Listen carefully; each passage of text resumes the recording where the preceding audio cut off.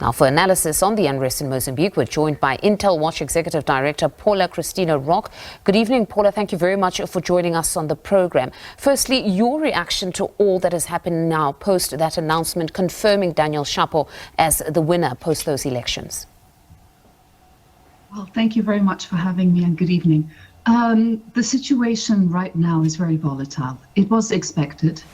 We knew that that both sides were going to stick to their positions. That Frelimo, the ruling party for almost 50 years, was never about to leave power peacefully or gracefully, and that the opposition in this form now of Podemos and Venancio Mondlane was going to fight for electoral truth.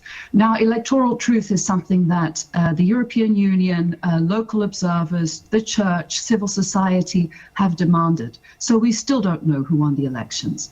So when we understood that, okay, the Constitutional Court or Constitutional Council endorsed the electoral fraud and in fact gave the ruling party the result that they wanted, there would be a popular reaction. And what we have seen are days of rage.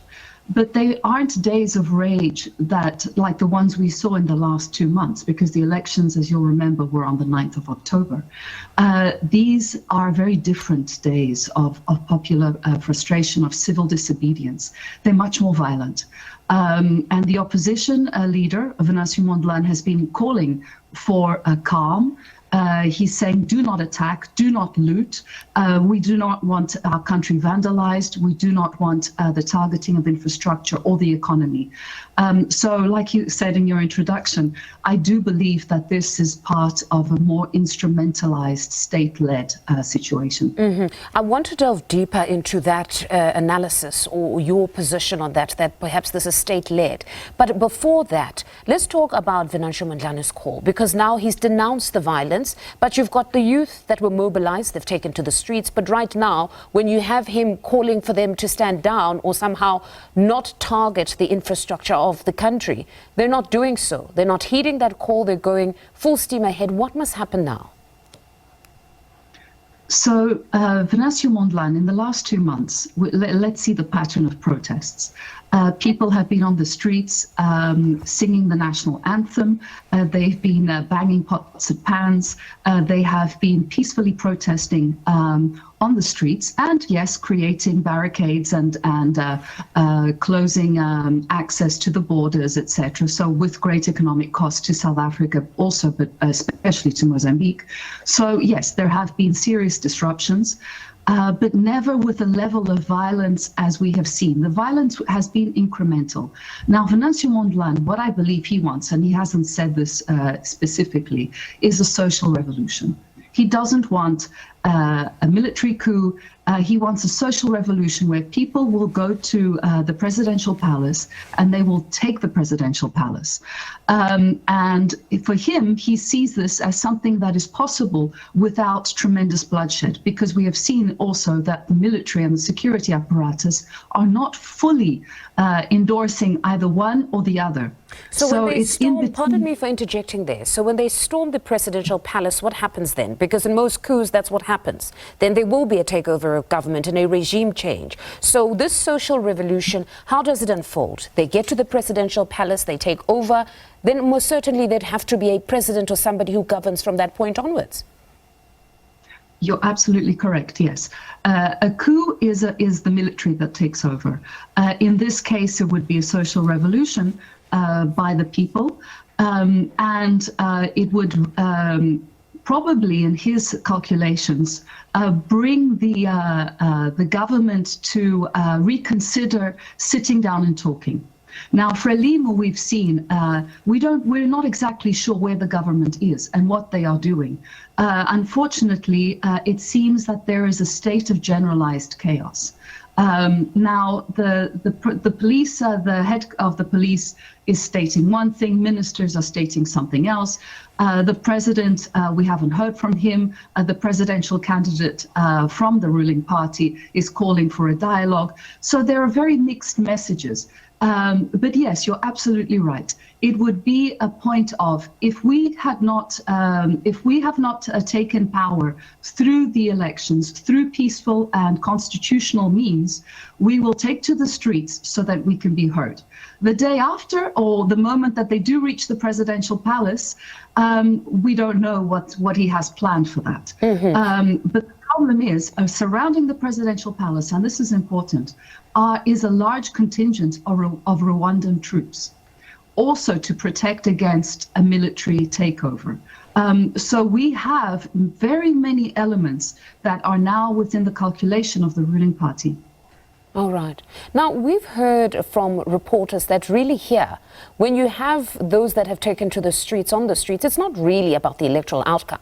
Theirs is not about who won or who didn't win, but it really is the social issues that have continued to plague the country, that it would have been anything. It essentially served as a catalyst for them to take to the streets, but there have been issues that have been bubbling under in that country. So what we're seeing here is probably a protest that might not lead to some sort of benefit for Venancio Mondlane in the long run.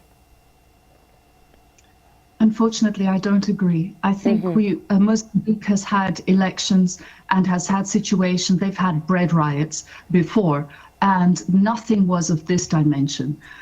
What Venancio Mondlane did was galvanize the youth, yes, absolutely, but also galvanize supporters of Frelimo that were disappointed and supporters of other opposition parties. So he was bringing together, let's say, a third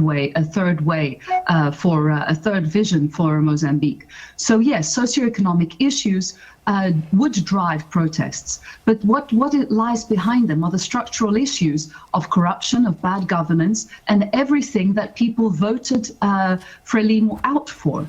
And so yes, we would have discontentment, but also not to the level where we have Venancio Mondlane gives instructions and people follow them until 48 hours ago.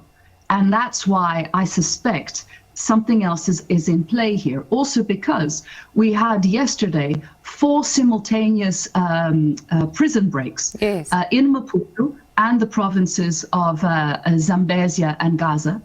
And we are still trying to calculate the number of inmates that escaped or were released in this case, and they could be 10,000. Now, what Venancio Mondlane is saying, and civil society as well, and we have seen videos of this, unfortunately, have been that many of those prisoners that escaped weren't wearing the orange suits of inmates. They were protesters that had been rounded up in the last 2 months. They were subsequently recaptured, and we've seen videos that are credible of 150 of those inmates that were executed. You've said something here, you say that something else could possibly be at play, and you also then mentioned that according to you, they didn't escape, they were actually released. Just unpack that for us there. So I think one thing that will make a lot of sense to South Africans was the July 2021 crisis, where later through different commissions and then through the press and investigations, we realized that there was an underhanded element of rogue security elements that were driving the looting, that were driving what they wanted to do essentially was a coup in South Africa against President Ramaphosa's government. So we understood then that there was, let's say, a third force. And this is not new to South Africa, and it's not conspiracy theory. In fact, it has been very well documented. So if we take that now to the Mozambican perspective, that's exactly what's happening. But you release several prisoners, you give them weapons, you create militias, and you allow the police and the military not to be condemned in the most extreme ways, the way they had been, because they had been killing protesters in the last 2 months, but to justify the clampdown now in a way that we are capturing dangerous terrorists. Okay, and also probably delegitimize the cause of the ordinary citizens now, because you continuously have the conversation around the looting, the damaging of infrastructure, even if maybe now they've decided to be disciplined in their protests. But if you've infiltrated these groupings of perhaps peaceful protesters with these hardened criminals, then you'll have many people that will no longer support these protesters and say that, no, you guys are criminals yourselves, you've just been destructive, there clearly is no greater cause, you're just destructive.